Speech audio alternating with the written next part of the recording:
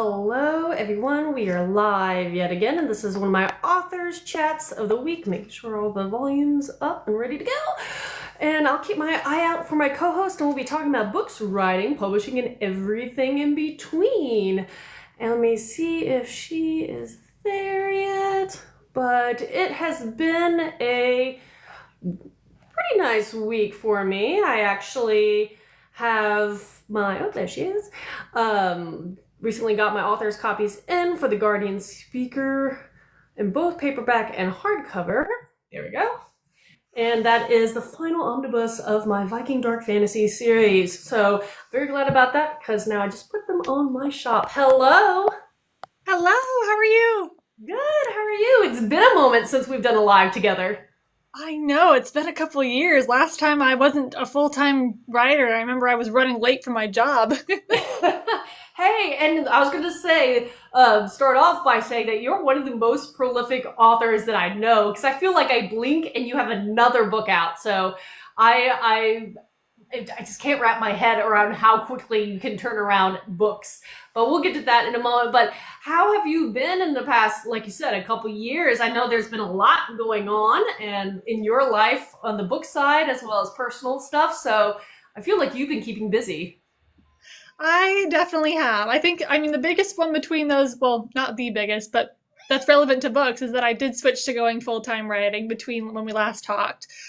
So I'm no longer a nanny, as great as that was. I do have my own kids now. I have 3 kids that I got in the same year, which sounds crazy, except one of them was our little girl that we had last year, and then we have 2 foster placement boys who are preteens. So we got them all last year, and it's been crazy and fun. So that slowed down my writing speed, thank goodness, for my poor readers. But other than that, I've just been releasing book after book when I can, and running some Kickstarters and all kinds of cool stuff. So it's been a busy year, or a couple of years. That. And sorry, I didn't mean to cut you off. But I was gonna say I absolutely love that, and I feel like are you still on the same series or have you a continuation? Because I feel like you write within the same, if I remember correctly, the retelling bracket. So you have a lot of books that are retellings. I just don't know if they're all in the same universe or if you have a couple different worlds you're kind of building out. Yeah, I do have a couple worlds, but most of that is retelling. I have my first non-retelling book that's coming out this August. But I've actually got a few of them sitting next to me. But I have my 2 retelling series that are within the same world, but they're different series, which is the Emerald Realm and Ruby Realm. And those are fairy tale retellings. That it's just 2 worlds that are connected, but they also are standalone. So it's like the same universe, but different continents, essentially. And then I've got my nursery rhyme retelling series, which is, again, retellings. Completely different world. Greek mythology fairy tale mashup series. That's the Fair Myth Chronicles. That one's completely different world. And then my newest one is my first in a romantasy trilogy. This one's not a retelling, so that one's also its own world. So usually I say if it says 1 on the cover, you can start there. So I like that. I was going to say, because now that you're a person who has so many series, some of them that kind of interlink within the same, like you said, universe, but not necessarily physical space. And people always question authors, where do you begin? And do you begin chronologically from publication date, or do you start somewhere else in the wild and diverse world systems that we create? So it's always interesting to hear what authors recommend. yeah, mine definitely confuse people. I try to pin post on my pages like, here, you can start anywhere it says 1. That's a great starting point because they're mostly standalones, but a lot of the times it is good to read stuff in order. And I feel like a lot of authors are like that too, where it's like, yes, you can read them in any order, but they actually have an order they want you to read them in. Mm-hmm. Well, I guess that begs the question, because sometimes when people do these kind of romance-inspired book series where either each book's a different couple, so in one sense they do have this very unique independent feel, yet there's also that a subtle story that kind of expands throughout the quote-unquote series. Do you have any kind of themes that kind of pull throughout your series, or what distinguishes them as a series if they also feel standalone? Does that make sense?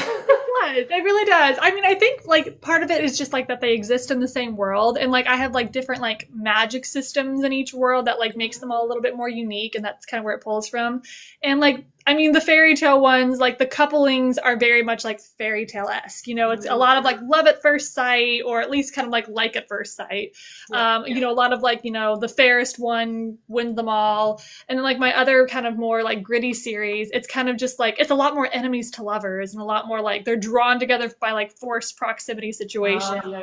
So I feel like the tropes kind of impact like what happens in each series. Like it's definitely more intense on my fantasy romance side than it is on my like sweet retelling side, couplings. And have you, as someone like I write a variety of high fantasy second world stuff, so in that sense, they have certain feelings, I should say, that they're very similar, yet they're distinctly different in the sense that I gear to the younger side of YA. I have a new adult series, I have adult series. I go from the clean fantasy side all the way to the real darker and grittier stuff. So have you found out or feel like you have seen drop-offs between readerships of each different kind of series, or do you have a group of readers who will read whatever you put out? Because I know people who dealt with both when they try to diversify.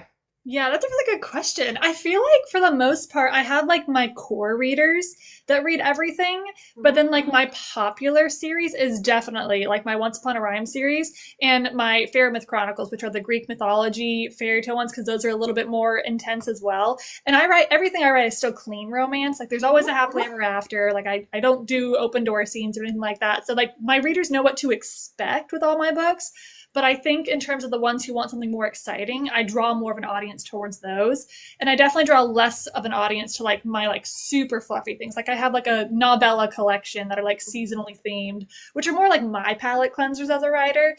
And so I don't expect them to do well, and they don't. So, I mean, there's some readers who love them, but because they're like short and sweet and like, you know, they get straight to the happily ever after, I think that like a lot of my readers are definitely more drawn towards like the intensity kind of stories. That makes a lot of sense. And I've also found out through my own experience that it's easier to market to adults for adult style books. And even though I absolutely love my YA series and I talk about it all the time, it's still hard to figure out the right way to market it because I am pitching a younger YA, so 12 and up. And that's a little younger than a lot of people usually tend to go when they gravitate to what they consider YA. And so either I'm marketing to parents or grandparents and having to figure out that, or finding, you know, other routes, or I have to just say, hey, if you want kind of the darker stuff, a little more mature stuff in various ways, then I have other things for you. But I was just curious because marketing is one of those things that sometimes I still have those head scratching moments of me like, I have no clue. I'm sure, especially when you have such a wide range too, where it's like, I can't put this in the hand of a 12-year-old, but this one I can. So that's kind of a hard thing to like market yourself when it's the same name. Yes, that is, and that's the thing is and every author, if you decide to diversify and whatever that means for you, you have to choose if you're going to stick with one name or pen names. And there are pros and cons for both. But that's probably a thing for another day. But that's one of those things that everybody has to decide what they want to do and why they choose the way they choose. But okay, wait, let's talk about Kickstarters because that is very popular right now, especially in the indie book community. I know so many people who've done them. I've done a couple. I'm gearing up to try to get ready for potentially 2 this year. 2 more this year. But we'll see. We'll see how it goes. But with that said, how do you like, you know, running a Kickstarter? What has your experiences been? Yeah, so I've run 2 Kickstarters now within the last year, and those are my only 2 I've done. And they were super successful for me, so I had a great time. I had a really great mentor, basically, who helped me through it. Gabrielle Landy is amazing as both an author and a Kickstarter. So, literally, she's in the chat right now. Did not plan that. I think she knew we were going live today. Oh, yeah, of course. But she's amazing, and her Kickstarters are also amazing. And so she helped me along, kind of like learning what to do and like guiding me through the process. And I just feel like it's a really great outlet for authors to do things that they couldn't do otherwise, because there's so many upfront expenses that come with publishing a book when you're an independent author. So a lot of the times it's hard just to get the book published, just to do the edits, the cover, and then just be done with it until you can make money on the book to actually maybe do something new. And like having Kickstarter is like, well, what if I could do like a hardcover right off the bat with like a dust jacket and beautiful art and bonus scenes and all these things. So it's like, it's such a great thing for both the readers and for the author, because we get to see our books come to life, and then the readers get all this stuff that like we may not have ever thought of doing before. So I love it as a platform and what it can do for readers and for authors. Oh, I completely agree. And I've only run it for my YA series because my theory was I wanted to learn the platform, and if I can make that successful, then hopefully the easier pitches would be, even better down the line. And so I've done a couple and gearing up and learning a lot along the way, because last year I was trying to go maybe a little too much. I was trying to do all the things for a book launch, and I got a little too carried away. So what I brought in kind of nullified by what I put in expense-wise. So this year I'm kind of re-strategizing. I'm like, okay, for that series, I'm going to be publishing it regardless if I have a successful Kickstarter or not. It's just for me to kind of, again, learn and build that kind of community and understand what I'm doing. So I'm going to do a little more streamlined approach for the next Kickstarter for that series.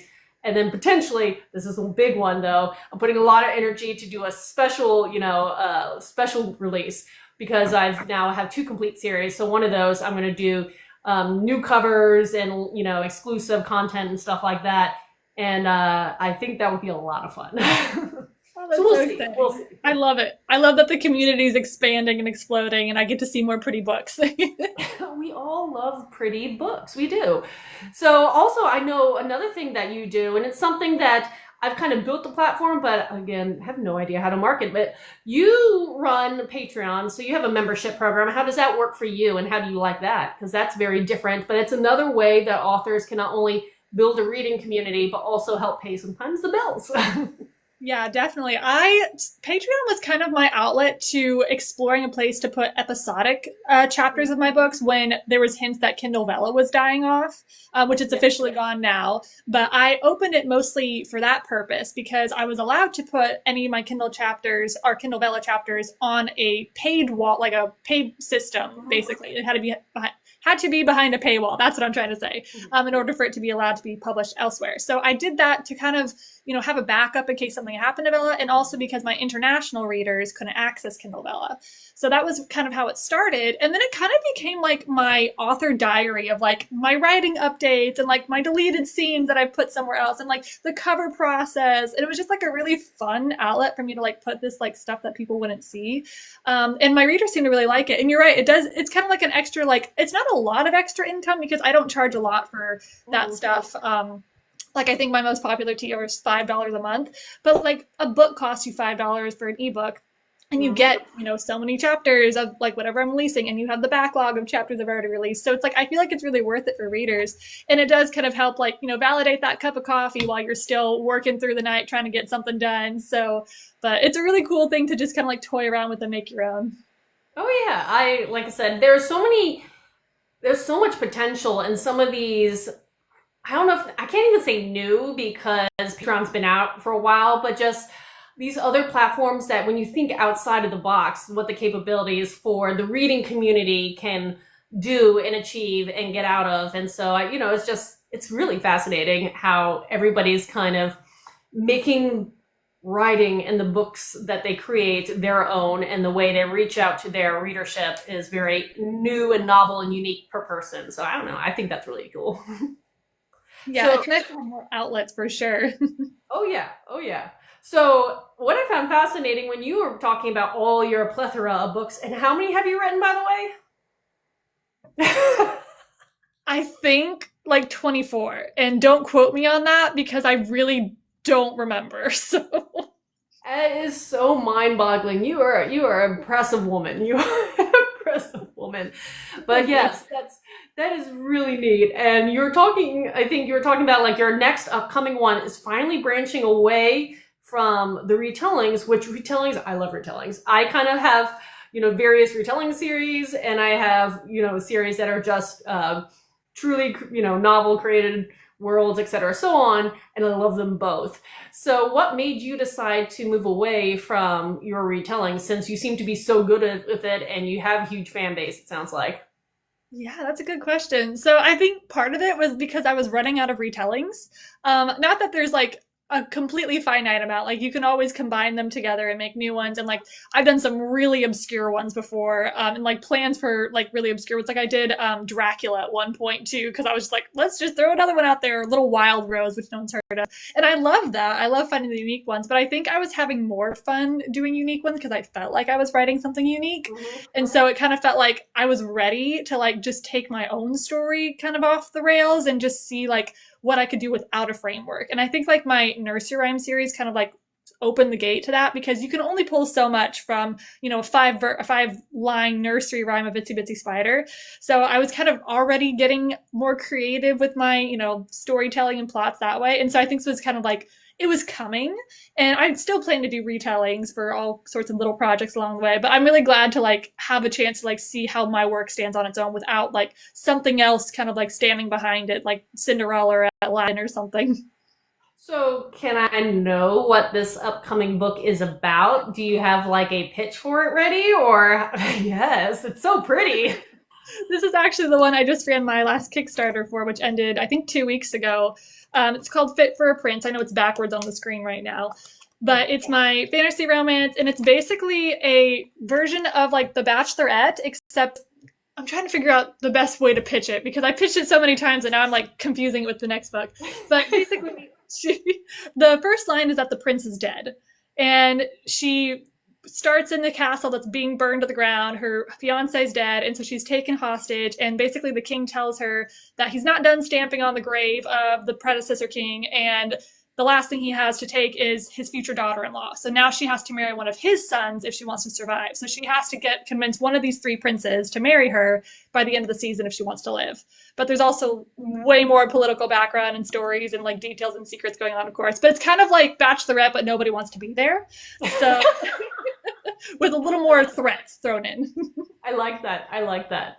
That is a great one. Like, I need to work on my like one sentence hooks. Like, it has to be a paragraph for me. I like to talk, and I want to like tell all the things about the books, and you can't do that with those quick, snappy pitches. So I need to work on that. At least for my older stuff. My newer stuff, the things that will be coming out, I'm far better. I already have it kind of like in mind, but yeah, retrospectively, I was like, man, I should have practiced that before.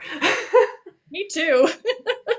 Hey, well, it sounds like you know what you're doing. And is this book, this Bachelorette book, is this going to be a series, or is this a standalone just to get the feel of writing something a little different? This one's a series. It's a trilogy. So it's my first non-standalone series. So you very much will want to read them in order, and you'll want the next book when this one ends. At least I hope so. So And I also see that Gabrielle saying, oh, I'm so bad at pitches. Yeah, I feel like you either are that person that has that brain and it's like, boom, I got it, or you don't. And yeah, I'm good with cliffhangers, though. I love cliffhangers. I don't know. I'm a cliffhanger person. I don't know about you. There are certain people who love it, and there are certain people who hate that concept. I love them. Be forewarned. I love them. And I put my first cliffhanger in this one, but I haven't been advertising it too much because I'm afraid it will scare people off. But it's worth it, I promise. It's a satisfying cliffhanger. It answers questions. You want more, of course, but it answers a lot. So okay. I think that's that sweet spot when you are writing and you want to utilize a cliffhanger. If you're using one at the end of a book, make sure you do have some wrap up, or else if it's just truly I'm cutting it, it feels like you cut a book in half. You know, if you have that wrap up to an extent and then you're like, but wait, there's more, that's the way to do it.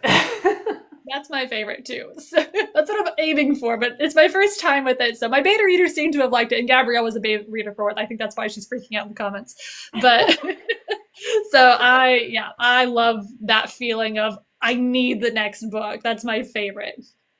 So since you do write so much, do you have like a publication like schedule already planned out, or is it just when you know it's ready, that's when you start talking about it? I don't know, because some people plan up to years in advance saying, I'm publishing here, I'm publishing here, I'm publishing here. I'm very rigid. I'm the opposite, where when it comes to publishing, I'm a little more lenient. I do have my loose goals, but I'm so hesitant to like say that in advance until I'm absolutely sure that I will be ready. Yeah, I'm kind of like I used to be very rigid where I would set a goal like I'm publishing this May 5th or something, and I would just make that happen because I just knew my own speed and I knew how my editors worked and like how far I needed to schedule in advance and I had it covered. But recently I've like put a hard cutoff like I cannot put it up for pre-order until the first draft is written. I got 3 kids, I got a million other things going on in the background, like I gotta get this done first, and then like whatever happens, at least I have it like in a rough copy and I know it's going to be good. I cheated a little bit with my current pre-order that I've got 5 pre-orders up right now. I did not mean for that to happen. I really didn't, but I have a couple of multi-author series that I'm part of, and so we have to have certain deadlines for those. Like you don't get to choose it other than like putting in your vote for which spot you want. And then I had a couple others that like are written and they're done. So like I can put this up for pre-order. And then I looked at my list and like, what happened? So but I try to be a little bit rigid about at least spacing them out so that way there's enough time in between for me to like not be overwhelmed with how many ARCs I'm sending out and publishing details and everything. I respect that. I actually really like planning things out, but for whatever reason, deadlines when it comes to publication deadlines, like the actual publication thing, that does stress me out a little bit. And I also know I've never been good with pre-orders, so I've kind of like been one of the authors that like, do I need them? I should be utilizing that aspect, but I don't. Yep, been there. Just don't. I wish I was better. I think that would it would be something I need to try going forward with some of my upcoming series. But yeah, just not great. But it's also hard when I'm trying to plan out Kickstarters now in between, and I want to make sure everything's timed right because it's a whole system at that point, a very long system. Sometimes it feels like trying to get all the ducks in the row, as I say sometimes. Yeah, Kickstarter is a whole nother level because then you look at like, okay, well, I finished the Kickstarter and these people need to get their books first. So I have to make sure there's enough time in between before the next one comes out. But I don't want them waiting too like, planners are a big help. Planners and a very detailed schedule. Yes, yeah. Well, maybe I need like pointers from you of like how you pace everything. Be like, can you let me know so I can kind of work backwards? Because that's the always thing is like, do you know? And you always want to give yourself buffers in case anything happens. And that's just in general. But anywho, the fun things of authordom. Details, Details. Now, in your busy life, now having 3 kids and writing all the books and producing all your series and co-authoring with some other people in different series, do you ever plan to do live events, or is it all just virtual stuff like Kickstarter and Patreon? The most live events I've done is I do book signings a couple times a year, and I do them at the same bookstore every time. It's the most adorable bookstore. It's called the Author's Patch. It's in Danville, Indiana, but it's very close to where my parents live. And my parents found the bookstore and became friends with the bookstore owner. And we now call her Nana Debbie to my kids because she's just like, we've known her since before I had any kids. And she's so sweet. And so I go there all the time, and I've convinced a lot of my friends to send their books to her shop too. And she sells them. Like you walk in that store and you are getting a pitch for somebody's book, and then you are walking out with a book 9 times out of 10. She's amazing. So that's probably the only place I've consistently done live events. I'd love to do more sometime, but it's just planning things and then figuring out kids, and having parents nearby is very helpful. Yes. I can totally see that. I know I've started doing more face-to-face events, and be it signings and conventions and stuff like that. Again, that's another layer of the complicated layered schedule that, you have to come up with. But I enjoy it. Yet as a person who has 2 dogs, and if I'm traveling at all, then the thing is like, who's pet sitting? Where are we doing? And it just, again, complicated layers. You wish things could be easy sometimes. Like, can they not just like provide like dog kennels and stuff if we come visit? Like, are we not that famous yet? Maybe someday. Like, one of my book series deals with a magical entity that's shaped like an Irish wolfhound. Maybe my dog can like just sell my books for me. That's amazing. I love that. Who knows, but all the fun things. Anywho, what is one of the things you're looking forward to the most in the rest of the year? Because we're still early-ish in the year. We're we're not even truly a third of the way through yet. So what are you most excited about for the rest of 2025? Yeah, I think I'm really looking forward to Fit for a Prince's release, both to sending it out to my Kickstarter backers and then the official release. That's probably the biggest. And then I'm also in a really big collaboration with 11 other authors, 12 total, called All That Glitters. And it's treasure themed fairy tale retellings. And I'm doing Aladdin, and I'm so excited for that one. Mine's coming out in July. They're releasing very soon. Like, I think the first one releases in May, which is mind-boggling to think about, but I'm so excited for that because that's been a couple years in the works too. So I think those are two of my favorite things. And I see Mary Meekum in the comments. She's part of that collection too. Her book is, oh my goodness, it's so good. So I'm so excited for that series. Ooh, okay. So explain this to me. This doesn't sound like it is an anthology. So is this a series where each book an author writes, or how is this working? Yeah, so it is a series of standalones. So they are all connected by like the same concept. So they're each a fairy tale retelling, and they're each focused around the theme of like treasure or something glittery or gems or jewels. So lots of pirates and dragons and thieves and treasure hunters is kind of like the general consensus of the themes.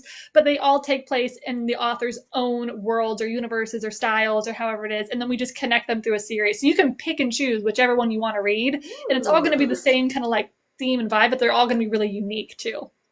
Wow, no wonder that took a couple years for planning, because that's a lot. And but that's really exciting because I'm hoping to start doing anthologies and getting involved in some of that, because the concept of that is the cross promotion aspect for an author means you're getting your story in front of a bunch of other authors, readers, and vice versa. So you're all helping each other out. And for your project, it sounds like it's very similar, where everybody's going to be cross-promoting each other's books, and that's going to hopefully make you find some more readers, and maybe some of your readers will start falling in love with some of these other authors as well. So I love that. Yeah, it's so fun. It's actually gotten really popular in like the fairy tale retelling community. This is, I think, the fourth collaboration I've done that's similar to this. So they're kind of going everywhere. And I did do an anthology last month too, where it's like all in one book. It was a bunch of short stories. And it's the same thing, where it's so good to like get your like audience in front of other people's eyes, or sorry, get your eyes in front of other people's audiences. That's what I meant. And yeah, it's like that same concept, but kind of on a bigger scope, because they're full-size books, but they're usually novellas too. So it's not like overwhelming, like a full release every single week. It's a shorter release, so most people can keep up with it. Oh, that's great. I did see in a question popping up asking, can you clarify again how the series is interconnected? Because you did say that they're all set in your individual worlds and realms and styles. So how are you linking them in theory? Yeah, so each one is completely its own story. It's a standalone. It's probably in its own world. I don't think any of them have any similarities between worlds, but they're connected by their theme and by their concept. So they're all clean romantasy fairy tale retellings, and they're all based around treasure themes. So like pirates and, what did I say? Pirates, dragons, and treasure hunters and all that stuff. So everyone kind of takes a different take on that, but they all fit into the same theme. So you don't have to read them in order. You don't have to read other books before it. Sometimes they like are connected to that author's like other series, but they're all standalone, so you don't have to like do any homework before you can pick up one and dive into it. Oh, I love that. I've actually never heard of this before, so this is something new to me, and I absolutely love this concept.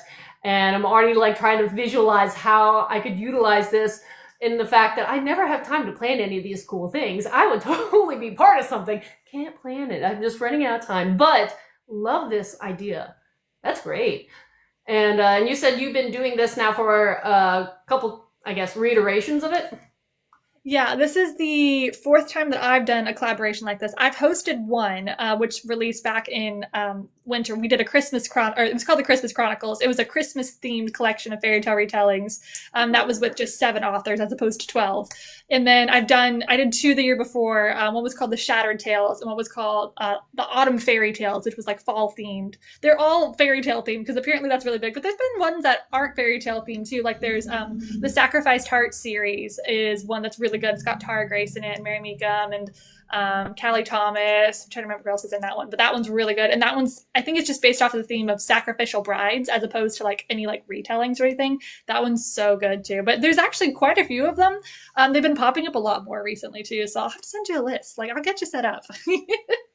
Thank you. No, I was gonna say, yes, I'm trying to be better about, again, getting into these kind of cross-promotional concepts, and but sometimes it's hard for authors if you don't know who to ask or where to look. Then you hear about them, but you don't know how to get involved. So it's always good to know a person. Haha. I can set it up. I gotcha. Now I know a person. That's so exciting. I'm going to actually make note on this one. I always make notes, and I'm going to write collaboration on yours. Because I love it. I love it. And for these kind of collaborations, how do you market them? Is it just purely social media? Is this something else you do Kickstarters for? Like, how do you guys market this sort of project? Yeah, we've done it a couple different ways across the ones that I've done. We've never done a Kickstarter, though I'm sure people have done it before. We are doing mostly social media with the one we have currently, where it's basically we all post about it. And between all 12 of us, that's a lot of coverage.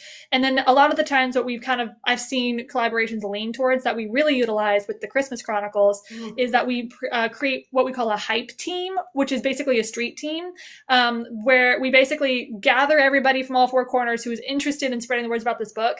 And we put them usually in a Facebook book group or an email list. And we say, here's the thing, you guys get all the early information. You get the first cover reveals, you get the first title reveals, first look at early chapters, first access to ARCs, and in exchange, we want you guys to share it. So we give them the graphics, we give them the blurbs, and we just tell them to go crazy. And that's usually like kind of how we get it to spread. And we just we have it going on for the All That Glitters collaboration, and we've been slowly revealing the covers for them. We're like, okay, this is for you to see. Don't share this yet. But this is your treat, basically, for like helping us. And then you get to see everything early. And then you can share it next week on your page and everything like that. So people just pass it all around that way. We've also done like games and stuff I've seen before, where I've seen ones where we did like with the Shattered Tales, a crossword puzzle, where if you read all 12 books, then you'll get all the clues you need to answer this like 12-word crossword. And if you complete it and you send it, then you're entered into a giveaway where you can get a paperback of them all or something like that. Just like ways to encourage everybody to read all the books so that they can kind of get all the clues. We're doing something similar for All That Glitters that I can't share much yet, but there's treasure hunt stuff involved in the book. So of course, I love that. Yes. So that's kind of a lot of the ideas we take. But when you have that many people together, it's just the ideas are always sparking of ways that you can, advertise it. No, I was going to say, that's one of the fun things that when I go to conventions or to different bookish events and you get a bunch of authors together, the ideas, like you said, kind of just spark and fly. And it's so much fun because everybody is most everybody, the people who I've actually had the fortune of meeting, or among these people, they're very supportive of each other. And so I love that. And I want that to continue as much as possible. So I love everything you just said. But let me also ask, since we're hitting the halfway mark, with all your book series, where can people buy them? Are they exclusive through Zon? I mean, outside of the Kickstarters, obviously, and Patreon aspect, but do you sell through Zon? Do you sell direct? Are you wide? Where can people start finding all your works? Yeah, I'm pretty much a Zon exclusive kind of girly. It's so much easier for me that way. And also, you have to buy an ISBN to go wide for 24 books. You usually just keep it in one spot. So that's the biggest spot. And I know that they're also like some are on Barnes and Nobles, which I don't really know how they got there, but I'm impressed when I see them. And then they are also in like a few brick and mortar stores, like the bookstore that I mentioned, because I'll send paperbacks to different places where they request them. But yeah, I'm pretty much just mostly like I'm on Kindle Unlimited for almost all my books. And if it's not on Kindle Unlimited, then it's because it's free through my newsletter or it's on my Patreon page because it's still being exclusive there. But yeah, that's pretty much the best place you can find me. I love that. And that is very true for people who do go, who are exclusive through Zon. There are a lot of perks for that. And the pros cons for both things. And one of them is for the author's sanity, the ease of, just dealing with one system. And then KU does pay out fairly well, especially when you have books that do have the romantic plot lines or subplot lines. Those seem to do very well for KU specifically. So if you are like that, you might want to consider that. I did start taking my books wide, but I have different reasons why I'm doing that for mine, plus different genres. So they all kind of, you have pros and cons for both sides. Yeah, for sure. Because the few books that I pull them out if I do a Kickstarter, obviously, because I can't give away ebooks if they're in KU. So like my Fairmouth Chronicles, when I did the Kickstarter for them last year, I had to pull them off of KU to make it follow the terms of agreement with Amazon, and which was, worked great for the Kickstarter, but I'm slowly putting them back into KU now that it's been off for long enough, because I really don't sell as many books with it being kind of more wide that way, because again, people love KU when it's romance stuff and where it's like, series continuation. So that's, depending on the book you write, it can be very different where it sells best for you. Yeah, and the nice thing, again, for anybody who's indie or interested in indie, we can pick and choose and change it up for almost everything. There are a couple little things that once you choose, you're kind of stuck in, so be wary. But for the most part, if you wanted to start off with KU and realize maybe you want to try Y, you can go the other way or vice versa, and just find what works best for you. And I see a question popping up. Have you ever thought of collaborating with the Forgotten Realms or other TRG platforms? Again, I have not done any collaborations of any sort, so the answer is no. At least not yet. So have you ever considered trying to collaborate with any bigger kind of conglomerates outside of... I've only mostly stuck to like kind of closer groups of people in my genre before, but that sounds cool. So I'm clearly down to collaborate, so... Yes. And that's the thing is, always keep your eyes open for new opportunities, because they're there. There are so many out there for people. But yeah. Oh, okay. So let me ask, I kind of assume what your answer is. Paperback, ebook, do you offer a hardcover or audio for yours? I have hardcovers of a few. So basically like the leftover special editions for my Fairmouth Chronicles, those are on Amazon, because those don't have a lot of bells and whistles. It's basically just... Excuse me while I dig through my massive book. Yes. I do have a hardcover of that one. This is still a proof copy. Yes. I haven't bought my own book yet. You would think I would at this point, but I haven't. It's just the proof copy. But so this one is available on Amazon, and it's got some interior chapter art and stuff like that. But other than that, that's the only hardcover collection that I have. It's just the first 3 books in that series. In audiobooks, I have 4 published right now. I have the first 3 books in the Once Upon a Rhyme series, and then I have the first book in my Emerald Realm series. I don't have plans of doing any more audiobooks yet, but I want to because I want to finish those. But both of my narrators for each of those series were having some delays. They were cutting back on a lot of their audiobooks, which is just very unfortunate when you're in the middle of a series. So I haven't been able to book those yet. So hopefully I will get more in the future. But you can at least get a good start. Yeah, and that's not a no on your taking a pause. It's just scheduling. And I understand that I have one of my narrators is getting pretty popular. And I know that between our release last year and right after I released, I was like, hey, don't forget to put me on the book. She's like, yeah, it's going to be about 1.5 years. And I was like, oh, but that's kind of what happened. So book in advance, because sometimes it just takes a while just to get in the system, especially if you're getting someone that is becoming popular and everybody wants their talent. You have to kind of do what you got to do. So it's one of the many reasons why I keep trying to catch up with audiobooks, and I'm just not there. But I'm doing my best. Audiobooks are hard to keep up because if you don't have a publisher, it's expensive when you're an independent author to just get them out there. And then you have to hope people will actually listen to them enough that it's worth doing the next book. So, but hopefully people appreciate it when they do get up there.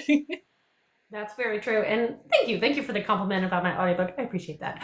But yes, I do have potentially up to 2 getting released this month, but that's only because it's the 8th of my novella series and then the bundle of 5 through 8 of that series. So it's pretty much, it's 2. It looks nice, but it's not necessarily getting beyond the extension of volume 8. But that's for my Dark Viking Fantasy series. But yeah, because I have 3 different series all trying to get converted, it's juggle. It's like everything. Like I said, good planners, good good planners. Or wall of sticky notes, which I think the planners work better for me than the wall of sticky notes, but I have both.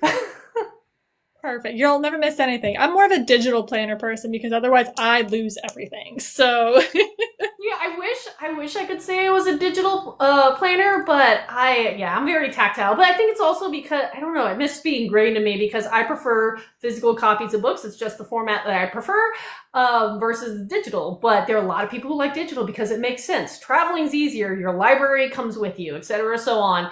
And I'm just not that person. And I see a comment also saying my kids like to tear all the sticky notes down. That is unfortunate. yep. Like I do these weekly, and I always write my little notes about each little conversation. And actually, my desk I haven't utilized in the last month, mainly because it's now also covered in sticky notes. I do need to find time to schedule out time to go through and log them in on my computer and get rid of some of them. The most colorful desk, though. It's great. I'm sure it's probably like a confetti cannon went off. Yeah.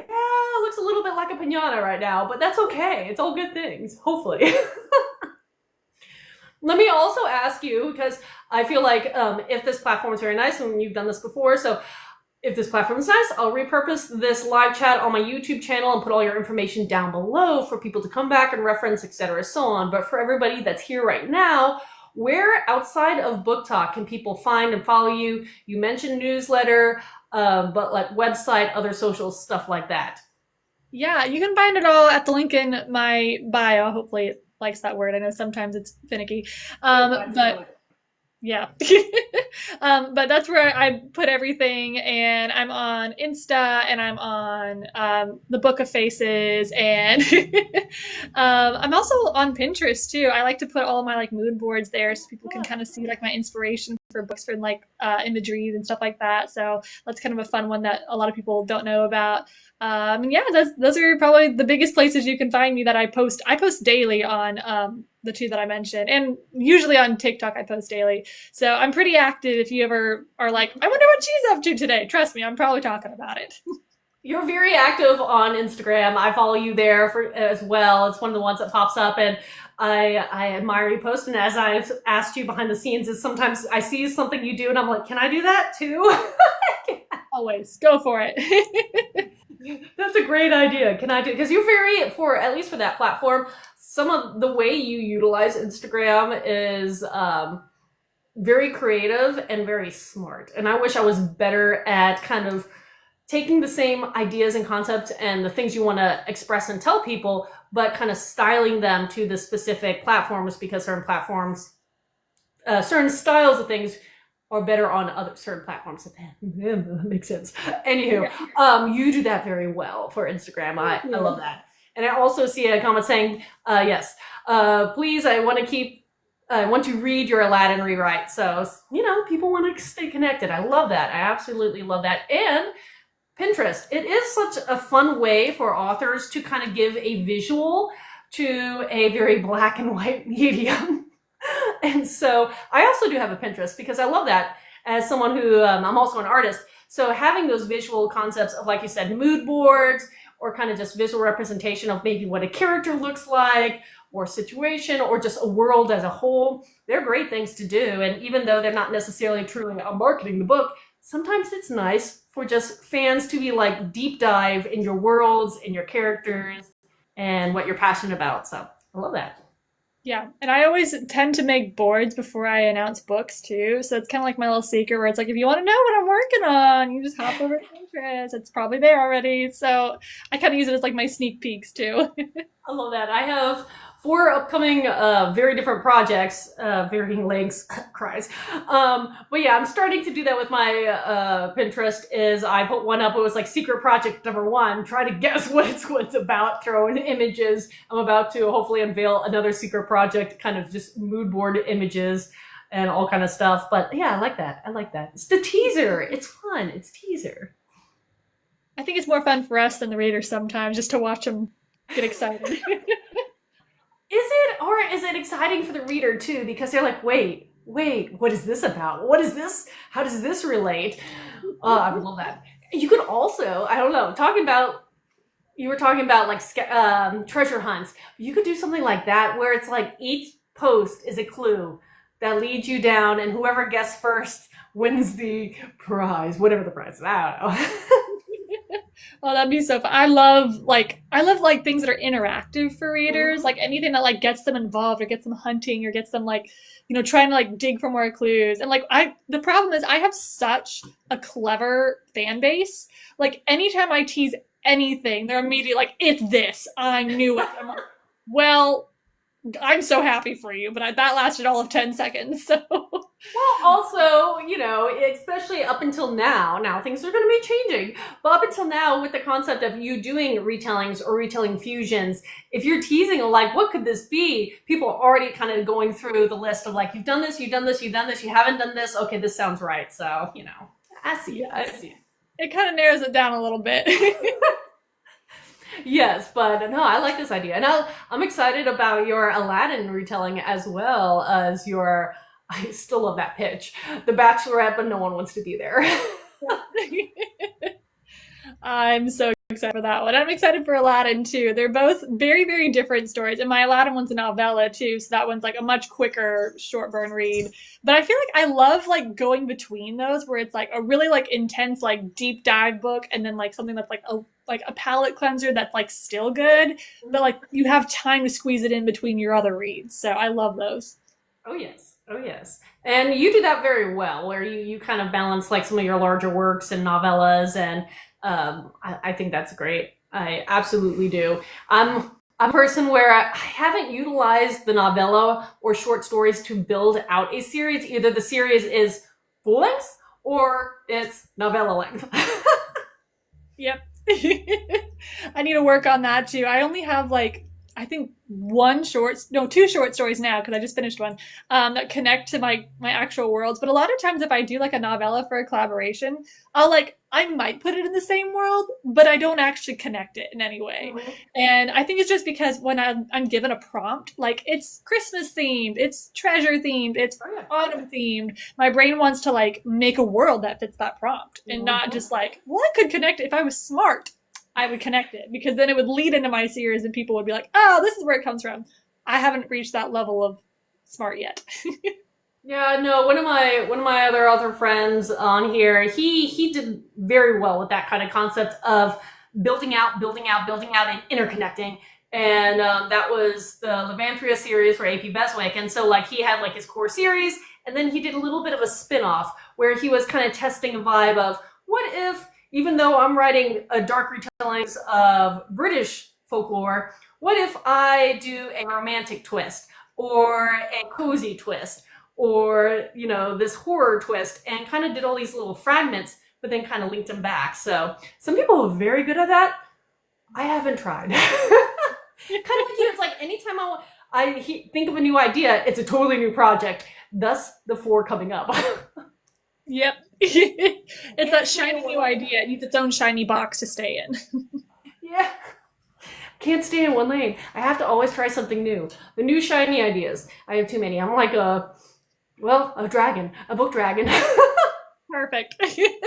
Hoard it all the shiny things, and all the shiny ideas. But that's so much fun. So this is something I want to know, because as a writer, I know my best time to write new material is during the morning. And if I make any excuses or cut into my writing time, in the back of my mind, I was like, oh, I'll just do it more in the afternoon. And then I never really do because I sidetrack myself with marketing or all the other things I need to do. What is your best time of day to write? And do you kind of set a time every day to write? Because you're producing so much, I would assume that you are. Yeah, well, I used to be very like scheduled, but now I have kids. And so it's kind of like when nap time hits, it's go time. Drop everything, pick up the computer, get to work, turn your phone off, ignore everything else. And like today was the very first time that I utilized the magic of a babysitter. I have like a friend who came over. I'm like, okay, just give me 2 hours. I'm just going to go to the coffee shop across the street, call me if you need me. Just keep the toddler alive. We can do this. And it was the most productive 2 hours ever because I was out of the house. But that's the first time I've tried that. So normally it's just sit down, focus like in those moments and like take very big advantage of them. I am not an evening writing person. You would think I'm like, oh, the kid's sent to bed, I can start working. No, I am an old lady. I clock out, I turn into a pumpkin. Good night. Yes, I am a morning person as well. I just, like I said, that's when I like to write. That's when I think I'm the most creative. And as the day goes on, I can do some of the more like menial tasks, but I just need to do it in the morning. And I'm never, ever, ever, ever, college, doesn't matter, never was a night person. I would have to clock out, like I could study to a certain time, but then I'm like, I'm done. My brain's dead. Yep. Trying to unwind. I have a question that says, how many pages do you get done when you write? So I guess I'll let you answer that first, and then I'll do the best to answer it. Yeah, I don't know how many pages I do because I write in a Word document and I condense it later. But I generally aim for one chapter a day. And it doesn't matter if it's a short chapter, it's a long chapter. The way I plot is I plot based on like chapter beats. And so I just have to finish like one chapter a day. Like no matter how short, no matter how long, that's getting done. And then if I have like a 20 chapter book, then I know I'm done in like 20 work days. It's kind of how it works. And sometimes I push that when I'm like feeling inspired. I'll do 2 chapters a day, but like my goal is at least one chapter, which is usually like 1,500 to 2,500 words. Not 2,500, is that right? 2,500? Yeah, 1,500. Sometimes I say that wrong. Yeah, I guess I'm kind of like you in the sense that I don't necessarily push to get a chapter done because sometimes I have some long chapters depending on the book. But I try to, I guess, aim for now. I've realized between 1,500 and 2,500 words a day. Recently, just because it's a book that I've just been struggling on, it's been less, but that's because I'm really trying to take the time to kind of like stare at it and make sure what I'm coming up with is right.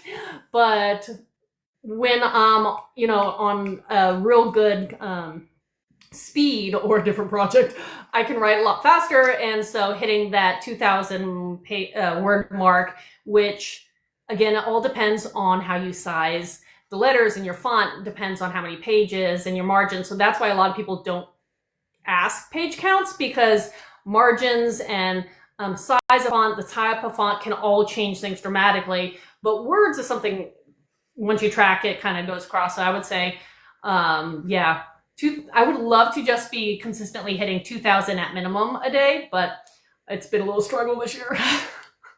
I feel that. I had to rewrite a book last week, and that was the worst, where it's like, I've done this before. Why do I have to do it again? And I also see comments, handwriting. And handwriting, yes, can take a little longer than typing, so everybody's different. There are some people who do, I can't think of the word right now, the voice to... Dictation. Thank you. Dictation. I appreciate that. And those people, once they get that, and it's a learning curve, I've heard from everybody who do that, they can write or log down an insane amount of words a day. An insane amount. But it's just a different way of processing your story and how much prep you put in advance and et cetera, so on. Never compare yourself to someone else. If you're only getting 300 words a day, you got 300 more words. That's good. Okay, so we're almost at the end of the hour. This is that perfect time for me to ask everybody who's listening, as well as you, Abigail, is there any topic you wanted to cover that we didn't cover? Any questions you wanted to ask but you haven't had a chance to ask? Or any announcements that you want to make? I think we talked about a lot, so that's hard for me to think. Like, I feel like I talk a lot too, so am I missing anything? But I don't know. I think I just check my pre-order page if you're curious what I've got coming up. Like I said, I have 5 for some reason. I don't even think I can remember them all off the top of my head. But there's All That Glitters, which is the Aladdin book, Fit for a Prince, of course. And then, I have my next Once Upon a Rhyme book, which is Twinkle, Twinkle, Little Scars, which I'm really excited about. And then the other 2 that are on there, so that I can't remember right now. My next Fair Miss Chronicles book, which is The Dozen Damsels, which is a combination of the 12 Dancing Princesses and the 12 Labors of Hercules. That's actually my next release. That's coming out in April, so I'm really excited for that one. I just set to ARCs. But yeah, those are my I guess my biggest things that are coming up. And I guess not the only, the big things to note on my end, I'll just throw this out there. I did put up my hard copies and paperbacks of my latest book because I finally got their author's copies in. So they're now on my website, and the new the new audiobooks for volume 8 of The Garden Speaker is already on there, even though it technically hasn't released anywhere else yet. But it's there as well. And I just got accepted into another live event this fall, and that will be Multiverse. So that means I will have 4 more events this year that people can come and see me be a panelist as well as signing books. So come and see me on any of my events. I won't ramble about all of them right now. But here's a little slider. It always happens about an hour in, and if I don't do it, let me see if it even, okay, there it goes. Hold on. Losing my train of thought. Okay, so one other question I have for you for sure is, how many releases do you have on average, or you're aiming for in a year? Because I think that's fascinating, because you are involved with so many things. Yeah, I think my new goal is 4 to 5 a year. I have definitely had some flex in between that. In 2023, I released 12 books that year. That will never happen again. And I think 4 of them were novellas, to be fair, so they weren't all like full-length books. And then last year I released 4 books, so very big difference between 2023 and 2024. So this year I'm aiming for 6, kind of like split the difference, and we'll see how that goes. But again, last year I had a brand new baby, and then we got other 2 boys, so it's kind of like that was very much a transition year. So yeah, I try to aim for about 1 every like 2 months or so. That's, again, phenomenal. And remember, everybody out there, you don't compete. It's not a competition. Just because someone has figured out a method or has a structure to write at a faster speed doesn't mean you can, you should compare yourself. Because it took me a while to figure out how to layer my works in order to publish multiple a year. And so when I was releasing The Guardian Speaker, the series I wrapped up at the end of last year, I got up to having 4 novellas and a full-length book of a different series. So that was like 5, and that made me very, very happy. Now, this year, I'm going to have I think I'll probably 2, at max 3 releases of new things, but I do want to do some more interesting options like special editions. So that's taking a lot of time and energy away from writing new material, but it's because I really want to do something fun and fancy for one of my series this year. But again, don't compare. Do the best that you can do, because we're all different and we all process things differently. I'm very much my full-time job is writing, and I get very hyper-focused. So my word count will be very different than anybody else's. And that's great. And that is great. And also you have to understand, for people like, if you're new, you may need more rounds of editing, and you may need to figure out, how to set up your business, or so on. You may a lot of people still have full-time jobs and are writing as almost essentially a second full-time job. And so that's another reason why you don't compare. I'm also a full-time artist and author. I kind of smooshed them together. So I get that, but I process things slower than average. I really do. I actually tested slower than average. So it does take me a little longer to write things, and it's okay. It's my speed. Until I learn dictation, and then I'm going to be the fastest person on the planet. I'm impressed by anyone who can do it. I tried it for a plot. Mm-hmm. I can't do it. So it is a huge, like I mentioned, like I talked to some people who love dictation, but they said the learning curve is wild. It takes a long time. It's very frustrating. It's why a lot of people end up not doing it, because it takes so long for your brain just to learn that whole process that, it takes a special kind of person. And I hopefully will be that special kind of person. I do want to test it out. I do want to try. We'll see. It's definitely different skill than typing. Yes, that is correct. Or handwriting. So all the things. But there is no right way, and there's no wrong way. There's just your way, and hopefully you'll figure out the best way that for you. Well, if anybody else has any questions or comments, this is that time. But if not, we'll be wrapping up in just a moment. And Abigail, thank you so much for coming and hanging out and talking or catching up after these last couple years. It's been too long. And it's so funny. I think it's because I follow you not only here, but like I said, I definitely follow you on Instagram and I see you all the time. And so I didn't realize it had been such a long gap since we had done one of these live chats. Until I was kind of messaging and I was like working back in my mind. I was like, oh, it's been too long. Yeah, and it's so funny because I follow you too. So it's like I see your like question of the days pop up all the time. I'm like, oh, that's so fun. And like it never crossed my mind other than when you reached out. I'm like, oh, it has been a while. Like, what year is it? What century? No, yeah, it's one of those things. I will promise on my end, I'll definitely be trying to reach out to you at a sooner date or sooner interim than we have. But at any point, if you want to do another one of these after a release, etc., so on, just feel free to reach out to me. I do plan them in advance because planning. Theme of the day, planning. But outside of that, yeah, I'd love to catch up again because I know I'm going to blink and then you're going to release like another 16 and I'm going to be like, wait. Hopefully I won't have an extra 3 kids next time. I'll stop there, but that would be pretty impressive. Impressive or crazy. So. Little column A, little column B. It's okay. It's okay at the end. But I need to head off and let out the dogs and mail out a couple of signed copies of books. And I really would love to keep in contact going forward. So please do keep in touch. And for absolutely, I'll be waiting. And for everybody who's come in and hung out with us for the last hour, thank you so much. And until next time, everyone, have a lovely rest of your week. Bye.